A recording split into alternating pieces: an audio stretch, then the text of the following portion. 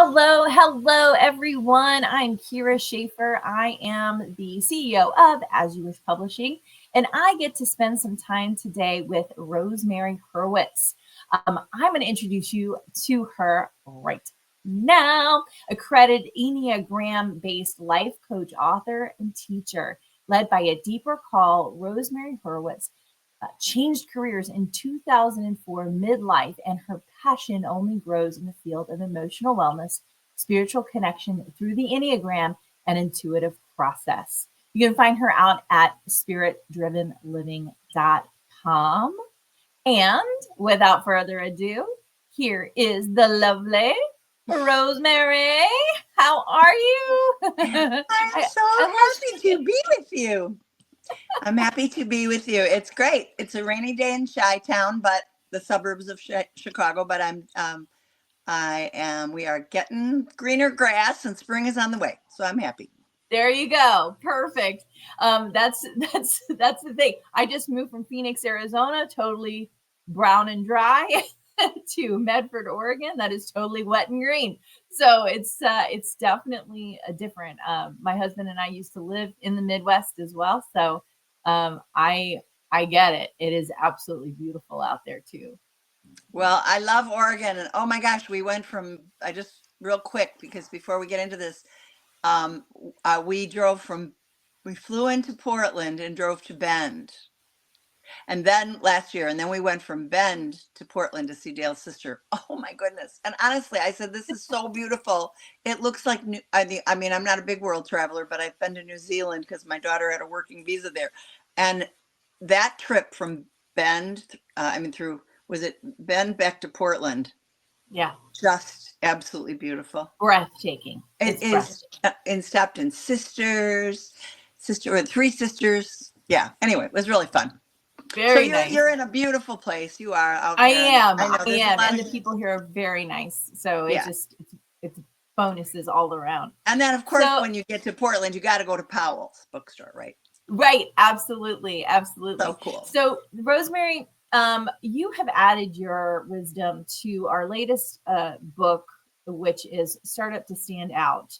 And we are really wanting to connect with the authors to just get your unique point of view and perspective about, helping people to grow and develop in their business, and knowing that you have made these like life-changing types of things, especially in 2004 when you decided to, change careers completely.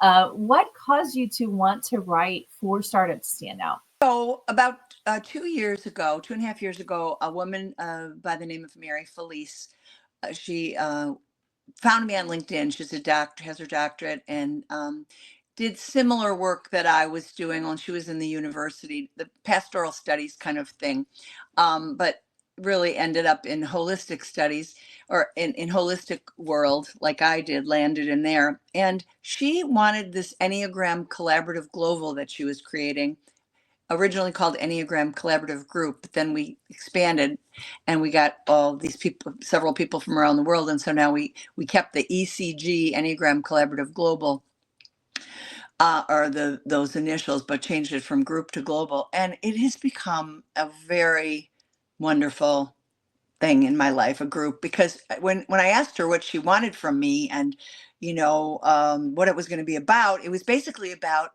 your book. It was about mentoring people that were either doing coaching, doing therapy. Maybe they might be in HR. Maybe they just might be an Enneagram enthusiast. But she wanted a place for people to come for support, for community, for education. And I was all over that. So that's what we do. And I do that as well as my coaching and giving workshops and my writing. But it's an all volunteer group of women, hardworking women. And we have a member spotlight, and I bring in the keynote speakers monthly. And it's just that in that vein that I was excited about this book. I didn't have anybody to go to when I came out in 2004, to be really frank. I mean, I didn't even know why. I didn't know for sure why I was going back for a master's. That's why I wrote about it. And it was really hard in some ways to to do the work because we were saving for our own children's college education. And I had 4 of them, and college isn't cheap, as you know. Wow. I was like, how can this be a priority that I'm Right. but on the other hand, I'm very much about good mental health and emotional health, and this is what was calling my soul. So we had to figure it out, and we did because Dale and I had done Discovery Weekends, which was patterned after Marriage Encounter. It was a retreat weekend that we gave to engaged couples. We were trained. We facilitated these weekends with 2 other couples, sort of a rookie couple, a middleweight couple, and a heavyweight. Somebody had been together real long, not as long, and maybe newlyweds. But you had to be married a year to do the training, and it was just, we got so much out of it, as much as I think the couples did, who always hugged us goodbye. And it was a retreat weekend experience. So that sort of led to my wanting to be back in the getting out of corporate and getting into work where I was working, one-on-one with people or Love it. giving group workshops. So it's like that. That's kind of how it unfolded. Nice. Can you share a pivotal moment in your journey that shaped your success? Let's see. I mean, I went to Ireland with Carolyn Mace, and she's I'll do it. a wonderful a wonderful author. And I have her little, so funny. She would laugh if she saw me, that I made a little I love it. paperweight with her and me in Ireland. But really her wisdom for me was piercing. It was just piercing. Yeah. It was so amazing. And I was already in the studies, but I wasn't sure what I was going to do with it. People would say to me, "You're not going to make a living teaching the Enneagram. What are you going to do with that?" My husband said, I came home, I was like on fire. Oh my God, I have to work with this. Oh my God, oh my God, oh my God. And he was like, "What are you going to do with that?" And I was like, "Well, yeah, right. thanks for all the support. I'm going to follow this little voice that tells me that to bring it everywhere and anywhere." And I just started bringing it to women's groups. But I think Carolyn was a pivotal moment. She and I became friends there because we both live in Chicago, and she was just very welcoming to me. And I hung out with her the whole, pilgrimage, the Ireland thing for 8 days. And I can't say we're good friends, but she's a mentor, and she would, I see her, we both taught for Infinity Foundation in Chicago. So I would see her from time to time there. And we kept in touch that way. And I wrote a poem once, and she put on my thing and told me I could post it. It said, "Your poem is exquisite." And she supported me in many ways. And so and then Ron Miller was he was a chair of comparative religion for Lake Forest College. And he was a former Jesuit. And he was just amazing. And he was another person in my life who believed in me a lot and said, "You have to get out there." And I said, "Oh, I should probably get a doctorate, huh?" And he's like, "No, we need light workers. Get out there. Just get out there." That's right. So I followed his advice, and I worked at Common Ground in Chicago for 10 years, a suburb where I live. And but they unfortunately were not for profit. And after 45 years, didn't have the benefactors. So, that's how it is in this field, as you know. When you're working with not for profits, they don't last forever. So, right. Well, and then he passed.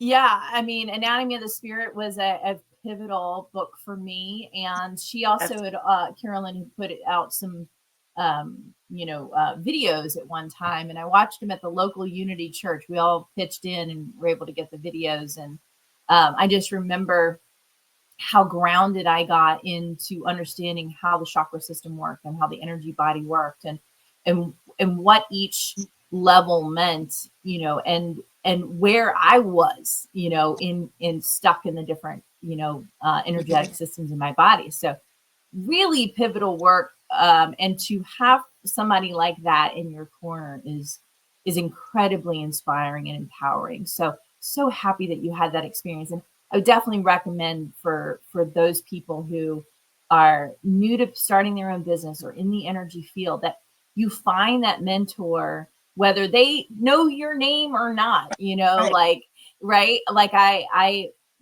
thought of Wayne Dyer as my mentor, and Deepak Chopra as my mentor, and Carolyn Mace as my mentor, never having spoken a word to them. And And so, we can learn by example. And as Rosemary is doing here now in teaching and connecting the dots, I hope that you will take that as well as, and also her mentorship, just being a part of this book and with this program. So you'll see at the bottom there, I've got a banner running across that gives you some information about where you can reach her. So I wanted to put that out there and point that out. Another question for you. Mm-hmm. What's one piece of advice you give to other women looking to start or grow their business? Find a community, if you can, that's connected to what you're doing. It doesn't have to be, I teach Reiki, so I'm going to hang out with all Reiki people. It doesn't mean, only Enneagram people for me. In fact, the Enneagram community has crossed over beautifully with the holistic community 20 years ago, 21 years ago, and I'm out there, knocking on doors, every door, from, and this is part of the advice, knock on doors, go locally first, go to your women's groups, if you don't have a group, then start locally, go to junior, not junior, but lifelong learning, colleges, local colleges. I went to lifelong learning. I went to the high schools. I did lifelong learning. Remember the old night school, high school, night school. I did night school. I did local colleges. I taught at Common Ground and Infinity, and I brought it to women's groups. The first group I ever brought the Enneagram to and I always give assessments, and so that people get really a lot out of it. It's not just like a intro, though I've done intros. Right. Yeah. And I do deep dives. And then they love it and want me back or whatever. So that was my mom's group at church. And there were 23 people there, and they wanted me to come back and do more and do more. But the pastoral associate at that church, she got a little threatened, and she was like, that's kind of my job here, and I was like, whatever. I didn't want to get into all that. So I just kept taking it, whoever, I'd take it and I'd get real excited, share my passion about it. And they'd give me a chance. And one of the things I wanted to say about your other question that is very important is to listen to that inner guidance. Like one day I was walking, sometimes we're in this and we're new and we're like, what am I doing here? Is this the right thing? And you second guess. And I remember saying to God on campus, and I wrote this in my story, so I won't spoil the whole story for everybody, but I did write, it was a windy day in Chicago, and it was on the Lakeshore campus of Loyola. And I was like, how am I going to do this sacred work when I'm just damaged, of spiritual direction, when I'm just damaged goods like everybody else? I just had this, like, I don't know, this sort of big doubt. And I just heard, not audibly, because I had a clinical depression when I was a college freshman, so God wouldn't have done that to me. But I had and I healed beautifully from it, and it was wonderful. I mean, all the riches I received from it, even though it was hell. But I heard in every part of me, not audibly, but whatever that is, intuitively, every part of me. Knowing. I heard this strange sentence, which was, when I said, how can I do this work? I will put the words inside your mouth. And I was like, okay, that's kind of that's weird English, first of all.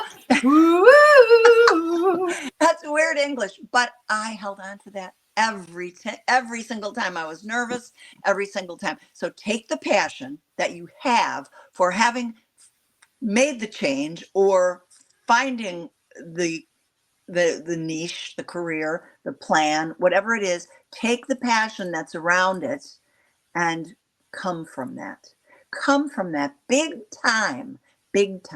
And you're telling somebody about something, share a personal story, share something that's meaningful. That's Lisa Fugard said at a Hay House Writers Workshop, right where the heat is. And I would say, sell where the heat is. Where the heat is. I like that. I like that a lot.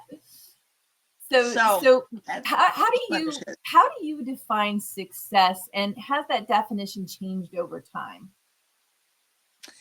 Yeah, I told you when you asked when this came out to be in the book, Kyra, I didn't really make a lot. I haven't made a ton of money in this field, I have to say, because I don't know why I thought maybe it had a bent that you were going that way. You wanted to help people figure out how to start up a business, and you're not going to start up a business and invest Make a lot a lot of of money money and yeah, and and not quantify make it anything. and the amount of clients you get and yeah, all that kind of Right, stuff. right. No, But I mean, I have been a nice supplementary income in our family.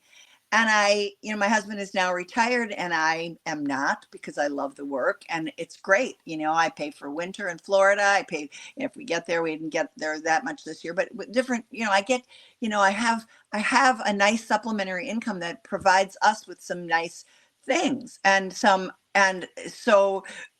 while that isn't the be all end all, you should do what you love and some money should follow. You're not, absolutely. unless you want to do it for free, and that's your own prerogative. But I don't want to do this work for free. I've done a lot of nonprofit work where they take 30% or 20% or 40%. I've done a lot of that and I'm okay still doing it. But I like it when I go into a business and they pay me for my time and my Yeah, preparations beforehand, and so absolutely. I would say that know your worth and find somebody who can give you some guidance, whether if you don't find the community, then at least, like we're talking before, a mentor that can help you know what to charge, you know um and feel good about it. It's really exploding. First of all, I know you host a whole bunch of kinds of people. They're not Mhm. just holistic, but you have a good amount of holistic Yeah, people in yeah, your 95.5. Yeah, yeah. So there primarily a you go. holistic self-help community for sure. Right. So there you go. So those people, I don't know if everybody knew what to charge when they came out. No, And I none remember of them. I got a job at a chiropractor, Darren Weissman's office, who he does the Lifeline technique, and he's Hmm. a holistic chiropractor, a wonderful person. Now Yeah. he's been in the Heal documentaries, and he's amazing. And anyway, he told me what to charge, and he just said, you're going to come to the office, and you're going to have this room, and you're going to do the work, and you're going to give me the assessments and talk to me a little bit about the people, and I'm going to have that insight, because he was a big fan of the Enneagram. So he was going to have that insight as well, the insights from my counsel as well as his own stuff. But he just got too big and had too many different holistic practitioners there, and he had to streamline. So then, that one. So I went back to then being an independent contractor. So, I would ask yourself, one thing that is important is to ask yourself, are you somebody that really wants to work in a setting where there's a group, and meaning at a place, you go to a place or you are a part of a place, and whether you work at home or with them, ask yourself that. And if you're like, well, I would like that because of the regularity of it, then I would encourage you to find that, because when you are entrepreneurial, it is just you and the VA or you Right, alone for a while, and right. you got to be okay with that. It can be Yeah, lonely, it can be lonely not can be. having a group to go see every day or whatever. I mean, I'm used to it. I like it. It's all good, and I have enough work generally that I'm okay. But and I could this very day start calling a bunch of places and trying to be in spiritual direction at their place. But I'm just choosing not to do that, because there's more. When you have the autonomy, you have more freedom too. Right. Oh yeah, for sure. And I think that that's for me always success is freedom. Whatever that looks like, for me freedom is I can go to lunch with Todd anytime I want, and and but at the same time I work on my own schedule, so I might be inspired at midnight to format a full book until 2 o'clock in the morning, but I that's when I feel the best to do that, sometimes. So it's like, It's not like you're not working hard. You no, work hard when you work no, alone. no. I am working more than most people do time wise, but feeling wise, I would never trade it for a 40-hour week job. I would And when you never do just it, go and sit in an office where absolutely. I'm just sitting there and maybe doing something or maybe not. And I'm just looking at a computer screen for 8 hours a day. I look at a computer screen for 8 hours a day.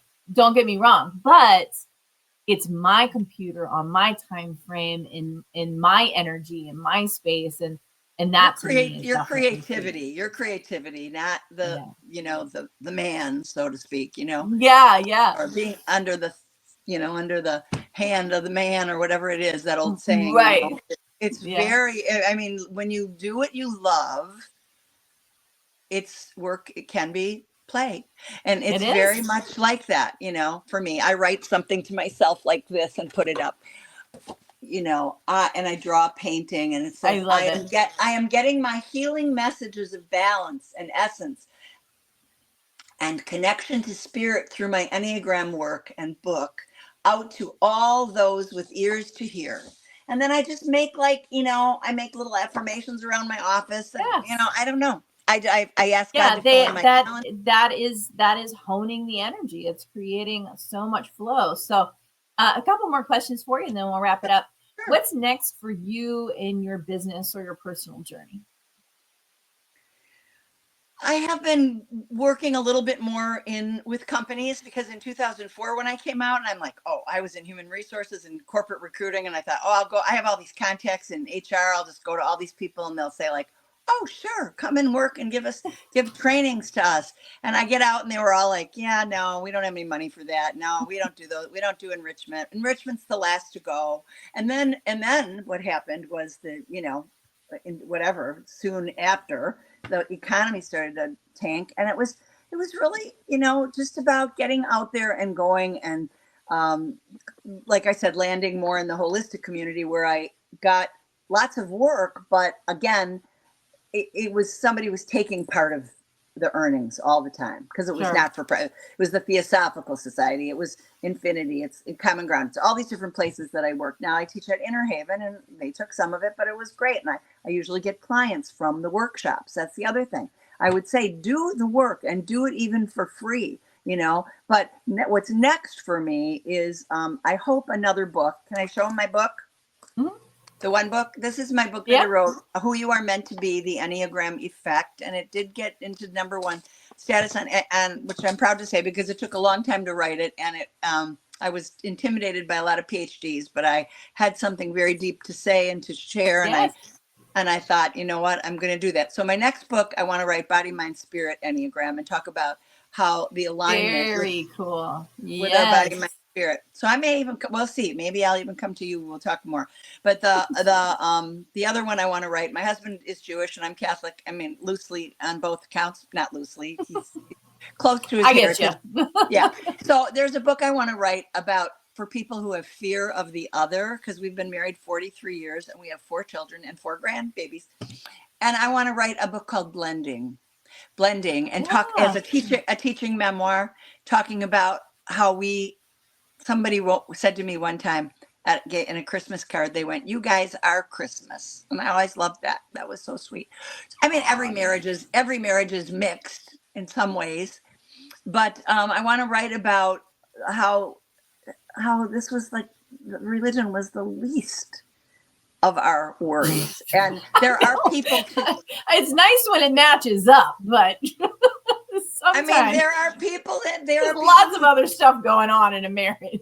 That's right. And there are lots of people, though, even today, that I just Yeah. heard from a friend the other day, that's her sister was, uh, and she was raised in a Christian thing, and her sister was in a with a Jewish man, and the parents were very against it. So there are still those kinds of things in this day and age, where people want their own like little exclusivity. And I'm not picking on any Jewish people there. It could be anything, anybody, Or any, Christian people. Yeah. yeah.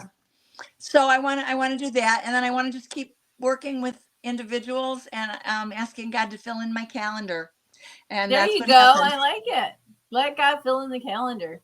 Yeah. Let it be a God sized problem. Yeah. Yeah, Love it. and it works. An angel teacher told me that once. She said, "I just say, fill in my calendar, God," and I put little things like. I am magnetic to great work opportunities. I mean, Mm, I think you have to stay really involved when you're alone in manifesting, because what happens in my field is I get someone and they might see me twice, or they might see me for 3 years. It just all depends. If they're that's twice, true. Yeah. That does then I got happen. to get more people. So I'm not somebody who has like, I won't take you. you'd think maybe after 20 years, every now and then I judge myself and say, why aren't you like that? Why don't you have a trail out the door waiting for you? But this is how it's unfolded for me. So It's okay. It's all right. It's a process, and sometimes, for us, it's like when it rains, it pours, and then we have, we've learned in this industry and other industries that when you go through a year of a cycle and you go through the second year of the cycle, I notice for hypnotherapy, sometimes the leaner months were in the winter and the summer, yes. but that was because of where we were living. We were in Phoenix and we were seeing people in person, and so the winter time, sometimes people would leave, but a lot more people would come in, and then you would have the summertime, people were leaving. So one, environmentally, there can be a shift there. But sometimes as human beings who are spiritual, we kind of say, but what's wrong with me? Why am I not attracting this clientele? Or why is this not, coming in and all that? And it's like, no, it's actually just an environmental thing. There are actually fewer people here right now.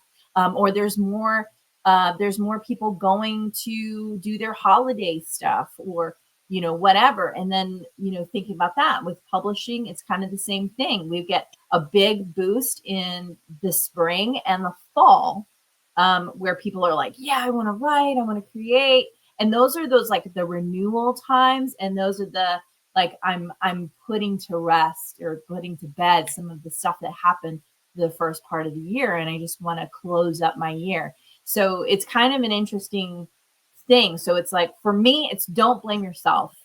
Right. Just keep doing the thing that you know to do, like, with the affirmations Rosemary is talking about, with doing the creative work and doing the painting and doing all of that stuff, and still putting yourself out there, talking to people and that kind of thing. But know that there is a natural in breath and out breath when it comes to business. And not I think you everybody, and I can say that for sure. right. And not everybody's, you've pulled back in social media. But for me, I don't go crazy in it, but I have a VA, a virtual assistant. We post content on Instagram a couple of times a week. I want to do some more videos. I'm trying to do more of that because there is an audience, a 20, 30 something audience that's very, very interested. I used to just, if somebody said, what's your niche and where's your audience? It would be midlife.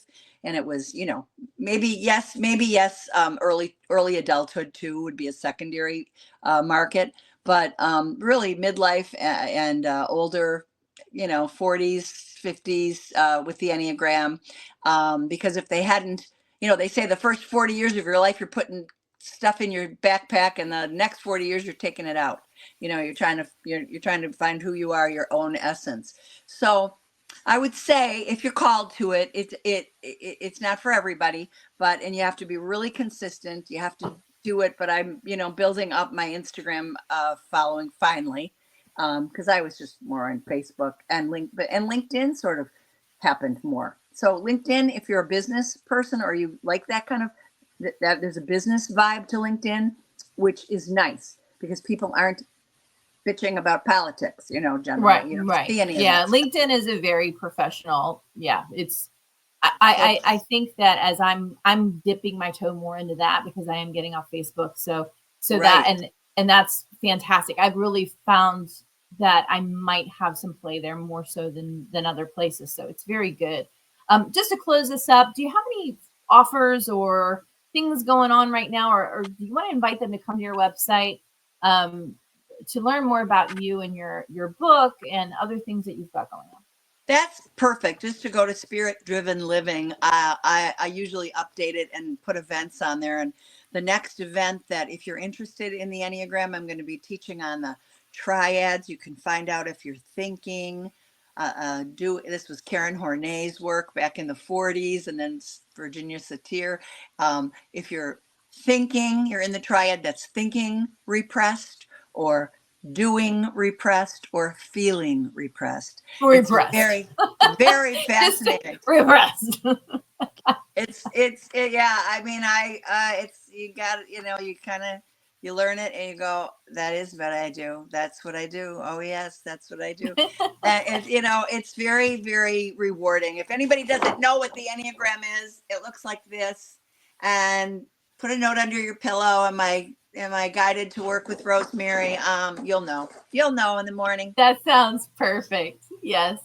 Awesome. And we've got your link down at the bottom.